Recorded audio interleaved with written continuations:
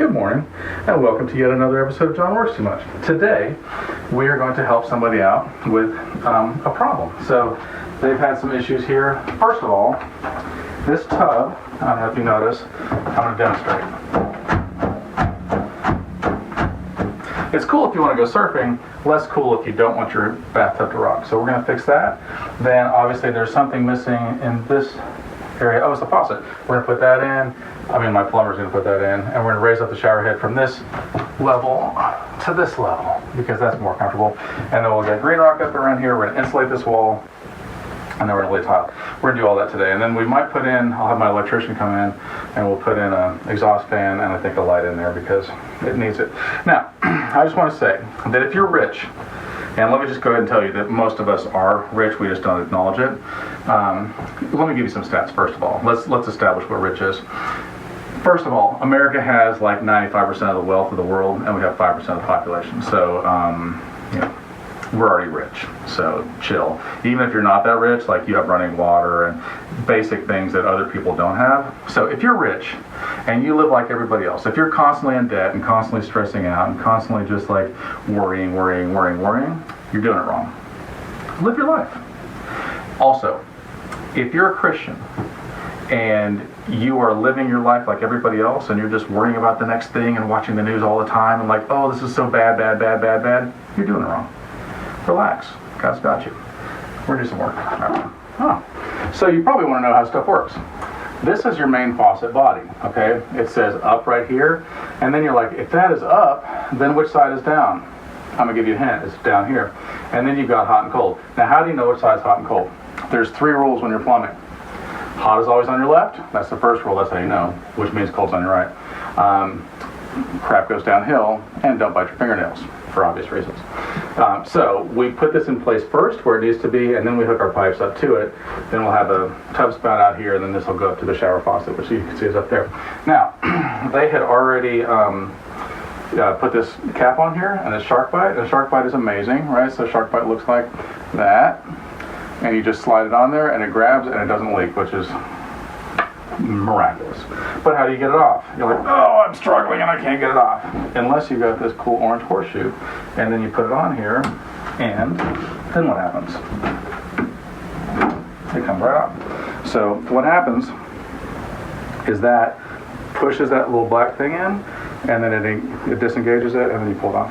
So that is how that works. And then we're just gonna, I'll get my plumber to do this while you're not watching. Then we're going to hook onto here and hook in and hook onto here and hook in and so on and so forth, and then we'll have this faucet done. So I'll show you in a minute. So maybe you're at your toilet sitting comfortably, and maybe you're at somebody else's house, right, sitting comfortably, and then all of a sudden you're like, no worries, let me just flush the... And this is when a restroom turns into a panic room, okay? So what do? Never fear. You buy another lever. Not that hard. Now take a look in here. These are reverse threads all the way in here. There you go. So normally you're righty-tighty, lefty-loosey, but in this ccase you're righty-loosey, lefty-tighty. So we're going to take that off. In this case, this lever broke off, so we're going to get rid of that. Then what do? Well, I'm glad you asked. So we want to take this monstrosity mess here and put it through here. I don't know why they're going to make it so complicated these days, but they do. So see how it's got this square thing?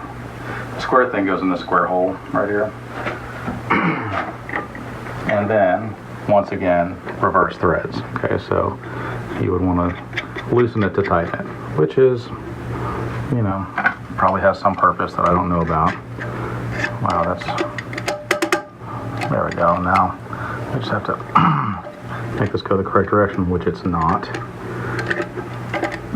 The packaging says may require some force, which it does, but I don't know why it's going to be so much force. Okay, so there we go, and then we have to adjust this thing, which we did, but it still doesn't work. Look, I'm flushing my toilet, still a panic room. Never fear. So you see this chain right here? You just disconnect this chain from the old broken arm. I hope you don't actually break your arm, because that would be sad. We get that out of here. And then you want to adjust it, right? So that's pretty simple to do. Now let's see if this works. Oh my goodness. The bad things went down the toilet. Beautiful. All right, you guys learned something, I hope. Bye. Come closer. Let me show you something.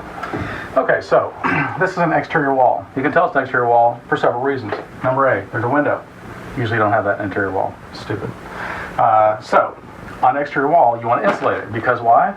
You don't want the outside temperature to be the same as the inside temperature, unless it's nice, which it almost never is in Texas. So the R value is how much heat transfer that this stops. Okay, so what happens is they used to, in a 2x4 wall, it used to be R11, and it used to be made out of rock wool, which was god-awful stuff. It's super itchy, it settles a lot, so it starts off puffy and then it just settles down to nothing.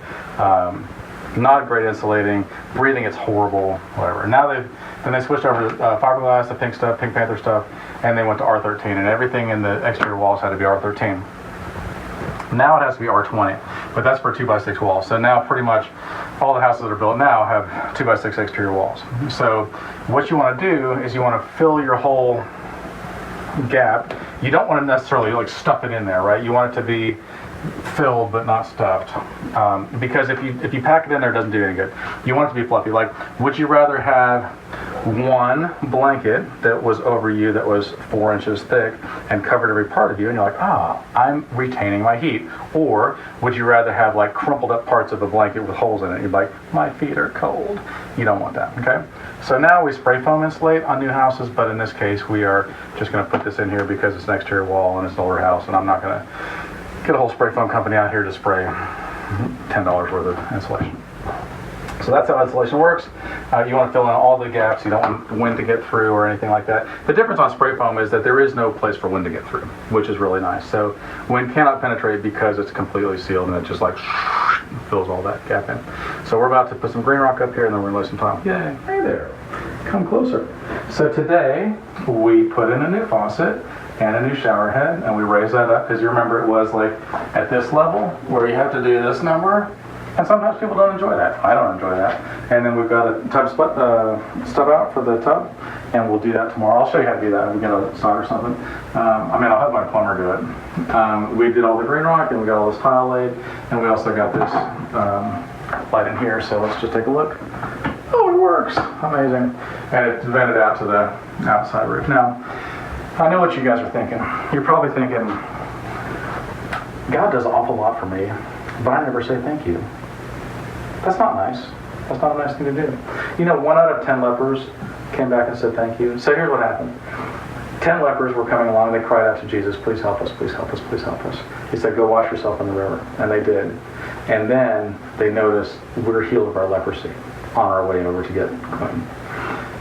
And 9 of them just left and never said thank you. And 1 came back and said, Jesus, thank you so much, you've changed my life. And, you know, it was like, you're welcome. But he looked at the crowd and said, weren't there 10 lepers that got healed? Don't be that guy. I understand that 90% of you will not go back and say thank you, but do it. Like, if God has done something amazing for you, say thank you to him, and say thank you publicly. Like, come to the crowd and be like, he just healed me, because it matters. It's an inspiration for other people. It's good for your heart too, because when you say thank you and when you have an attitude of gratefulness, it heals inside you. All right, so tomorrow we're going to grout this, we'll caulk all the stuff, trim it all out, make it look pretty. We're also going to have my electrician work on putting the exhaust fan in over there and a couple other lights, because he's really amazing. I wouldn't go anywhere without him. Have a good night. So maybe you're thinking to yourself, so how do I solder this pipe? Because you have to, right? So the answer is you get this male adapter, and you got to put that on there. I've already measured this and cut it, but you want it to be able to fit on there and have some room to thread, which we do right now. So first you want to get this clean with a wire brush, which I already did that too. And then you want to get flux on there, okay? Flux is very important and also delicious. I highly recommend you not eating it. So you put flux on. So this is before there was PEX, before there was shark bite, there was copper, and we had to solder every one. I mean, my plumber had to solder every one of these pipes like this, and it was a real hassle. And I burned down a few houses. Most of them were on accident. Anyway, you put flux on there, then you put your fitting on there. Then get your solder ready, like this. And then you apply fire. Yellow MAP gas is the best. Propane is cooler, doesn't work as good. You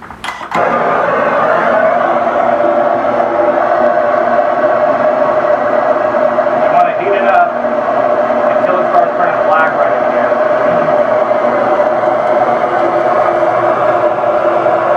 And see how the solder melts around there? And that's it. So then it fills this whole void in here like that. We're going to cool this off to see how it's smoking because it's hot because of the fire. So we're going to.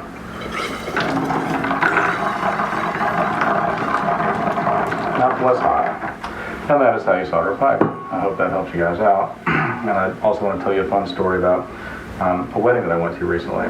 And they were like, hey, all the single guys come up here, we're going to throw a garter belt. You can be married next. And every single guy there is like, nah, I'm good. But then, everybody at the table's like, oh, come on, don't you want to blah, blah, blah, blah. And all these guys are like, ugh. So then they're standing there like, hands in their pockets, trying to get to the farthest back of the line, like, don't look at me, whatever, putting somebody else in front of them the whole time.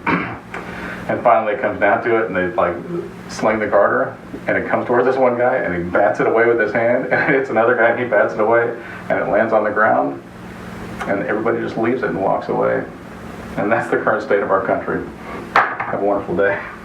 Hey, we got all the grout in. Kind of closer, I'll show you. All the grout is now in. It's magnificent. Then we sponged it off. We used a special grout saw. We cut it very precisely and put it in place.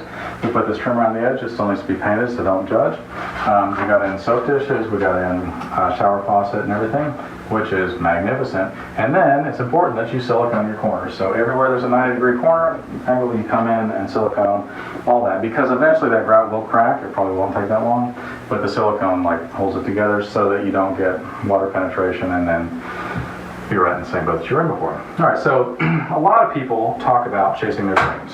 I hear this all the time. Chase your dreams, and then they even imply like it says so in the Bible. So I'm like, I don't know if it says that in the Bible. So I looked it up the other day. It doesn't. It doesn't say anything about chasing your dreams in the Bible. It says to be content with what you have. It says if you're rich or if you're poor, to learn contentment.